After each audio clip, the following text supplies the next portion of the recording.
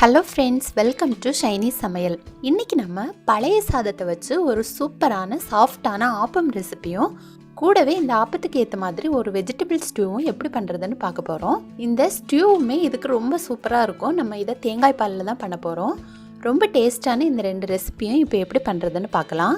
வீடியோக்குள்ளே போக முன்னாடி நம்ம சேனலை சப்ஸ்கிரைப் பண்ணி சப்போர்ட் பண்ண எல்லாருக்கும் நன்றி. சப்ஸ்கிரைப் பண்ணாதவங்க மறக்காமல் சப்ஸ்கிரைப் பண்ணிக்கோங்க. பக்கத்தில் இருக்க பெல் பட்டனையும் கிளிக் பண்ணிக்கோங்க. அப்போ தான் நான் அடுத்தடுத்து போடுற வீடியோஸை நீங்கள் தவறாமல் பார்க்க முடியும்.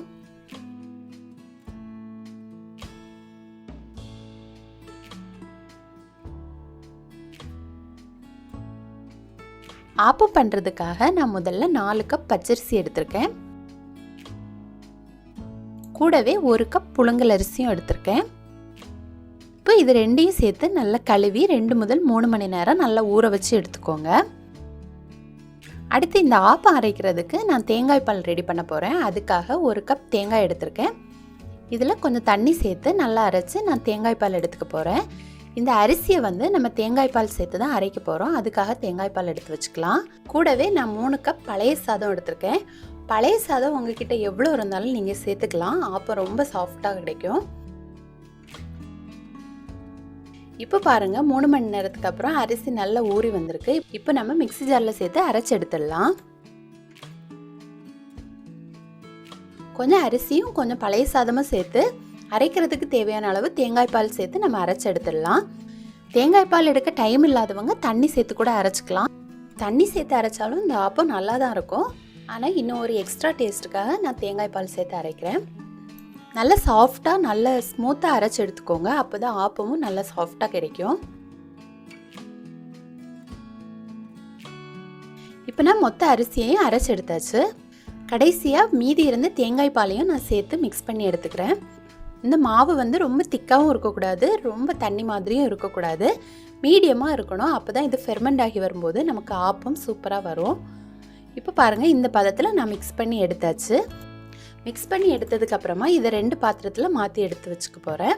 ஒரு மாவை நான் ஃப்ரிட்ஜில் ஸ்டோர் பண்ணிடுவேன், மீதியை ஃபெர்மெண்ட் பண்ணி எடுத்துடுவேன். நம்ம மிக்சியில் அரைச்சி எடுத்தனால மாவு ரொம்ப சூடாக இருக்கும். அதனால் உடனே மூடி போட்டு வைக்காமல் கொஞ்சம் நேரம் இந்த மாதிரி லைட்டாக ஓப்பனில் வச்சுட்டு அந்த சூடெல்லாம் போன அப்புறமா மூடி போட்டு 6 to 8 hours நல்லா ஃபெர்மெண்ட் பண்ண விட்டுடுங்க. அடுத்து ஆப்பத்துக்கு தேவையான வெஜிடபிள் ஸ்டியூ எப்படி பண்ணுறதுன்னு பார்க்கலாம். இது பண்ணுறதுக்காக காய்கறியெல்லாம் ஒரே மாதிரி இருக்கிற மாதிரி கட் பண்ணி எடுத்துக்கோங்க. அப்போ பார்க்க ரொம்ப சூப்பராக இருக்கும். அதே மாதிரி இந்த ஸ்டியூக்கு 2 கப் 2ஆம் தேங்காய் பாலும் 1 கப் திக்கான 1ஆம் தேங்காய் பாலும் நமக்கு தேவைப்படும். அதுவும் எடுத்து வச்சுக்கலாம். இப்போ இதை எப்படி ரெடி பண்ணுறதுன்னு பார்க்கலாம். ஒரு கடாய் எடுத்து அதில் 1/2 டேபிள் ஸ்பூன் தேங்காய் எண்ணெய் சேர்த்துக்கணும். தேங்காய் எண்ணெய் தான் இதுக்கு ரொம்ப டேஸ்ட்டாக இருக்கும். கூடவே 2 துண்டு பட்டை, 2 ஏலக்காய், 2 கிராம்பு, ஒரு பிரியாணி இலை, 1 கொத்து கருவேப்பிலை, 2 பச்சை மிளகாயை இந்த மாதிரி கட் பண்ணி சேர்த்துக்கிறேன். கூடவே நீல வாக்கில் நறுக்குன்னு 1/2 டேபிள் ஸ்பூன் இஞ்சியும் சேர்த்துக்கலாம். இந்த குழம்புக்கு காரமே இந்த இஞ்சியும் பச்சை மிளகாயும் மட்டும்தான். அதனால் உங்களுக்கு எவ்வளோ தேவையோ நீங்கள் அந்த மாதிரி சேர்த்துக்கோங்க. இப்போ இதெல்லாம் சேர்த்து நல்லா வதக்கி எடுத்துக்கணும். இஞ்சி நல்லா வதங்கின அப்புறமா நம்ம கட் பண்ணி வச்சுருக்க ஒரு வெங்காயத்தையும் சேர்த்துக்கலாம். வெங்காயம் லைட்டாக வதங்கின உடனே நான் ஒரு உருளைக்கிழங்கு இந்த மாதிரி கட் பண்ணி வச்சுருக்கேன். அந்த உருளைக்கிழங்கு, கேரட், பீன்ஸ், கூடவே ஃப்ரெஷ்ஷான 50 கிராம் பச்சை பட்டாணி சேர்த்துருக்கேன். இப்போ இதையும் சேர்த்து நல்லா வதக்கி எடுத்துடலாம்.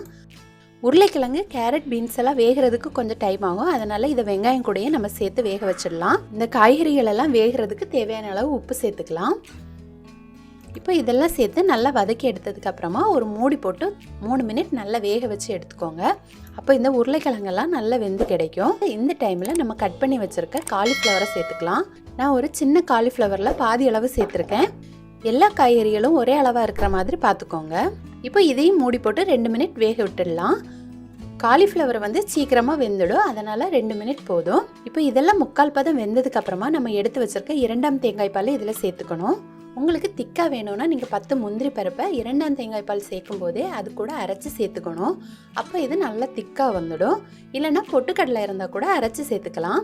ஆனால் நான் எதுவுமே சேர்க்கல, எனக்கு இந்த பதமே போதுமாக இருக்கும். இந்த குழம்புக்கு தேவையான உப்பு சேர்த்து மூடி போட்டு ஒரு 5 மினிட் நல்லா வேக வச்சு எடுத்துக்கோங்க. 5 மினிட்ல எல்லா காய்கறிகளும் சூப்பராக வெந்துடும். 5 நிமிஷத்துக்கு அப்புறமா நம்ம எடுத்து வச்சுருக்க திக்கான தேங்காய் பாலையும் கூடவே 1 டேபிள் ஸ்பூன் கொத்தமல்லி இலையும் சேர்த்து நல்லா மிக்ஸ் பண்ணி எடுத்துக்கணும். இந்த டைம் நம்ம அடுப்பை ஆஃப் பண்ணிடலாம். முதலாம் தேங்காய் பால் சேர்த்ததுக்கப்புறமா கொதிக்க விடக்கூடாது. அதனால் இப்போவே ஆஃப் பண்ணி எடுத்துடலாம். இப்போ 8 ஹவர்ஸ்க்கு அப்புறமா பாருங்கள், மாவு வந்து சூப்பராக ஃபெர்மெண்ட் ஆகி வந்திருக்கு.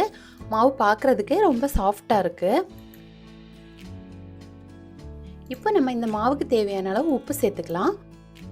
இது இன்னும் நல்லா சாஃப்டாக வர்றதுக்காக நான் ஒரு பின் சோடா உப்பு சேர்த்துருக்கேன். சோடா உப்பு வேண்டான்னு நினைக்கிறவங்க பழைய மாவு இருந்துச்சுன்னா அதையும் சேர்த்து மிக்ஸ் பண்ணி ஃபெர்மெண்ட் பண்ண விட்டுடுங்க. அப்போ இது நல்லா ஃபெர்மெண்ட் ஆகி நல்லா சாஃப்டாக வரும். இப்போ இதெல்லாம் சேர்த்து மிக்ஸ் பண்ணி அப்படியே 5 நிமிஷம் மூடி போட்டு விட்டுடுங்க.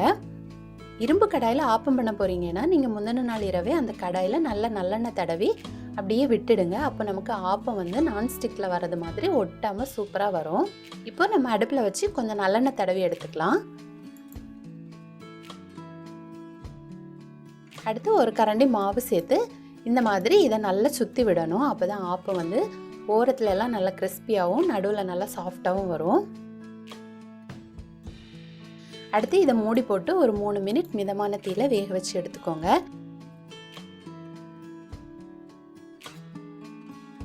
இப்போ பாருங்கள், ஓரம்லாம் நல்லா கிறிஸ்பியாகவும் நடுவில் நல்லா சாஃப்டாகவும் வந்திருக்கு. இப்போ நமக்கு சூப்பரான ஆப்பம் வந்து ரெடி ஆகிடுச்சு.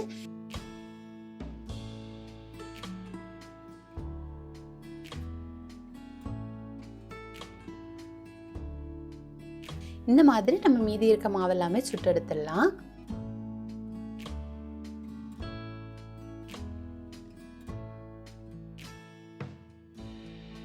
நம்ம இதை பழைய சாதத்தில் பண்ணுறதுனால அதை நம்ம பழைய சாதம் வந்துச்சுன்னா வேஸ்ட் பண்ணாமல் நீங்கள் இந்த மாதிரி ஆப்பம் செய்திடலாம். ரொம்ப சாஃப்டாக இருக்கும். ஆப்பம் வரலைன்னு நினைக்கிறவங்கெல்லாம் இந்த மாதிரி செய்து பார்த்துடலாம். ரொம்ப சூப்பராக வரும். நம்ம இதில் உளுந்து எதுவுமே சேர்க்கல, பழைய சாதமும் அரிசியும் தான் சேர்த்துருக்கோம். இப்போ இதை நம்ம செய்து வச்சுருக்க வெஜிடபிள் ஸ்டியூ கூட பரிமாறிக்கலாம்.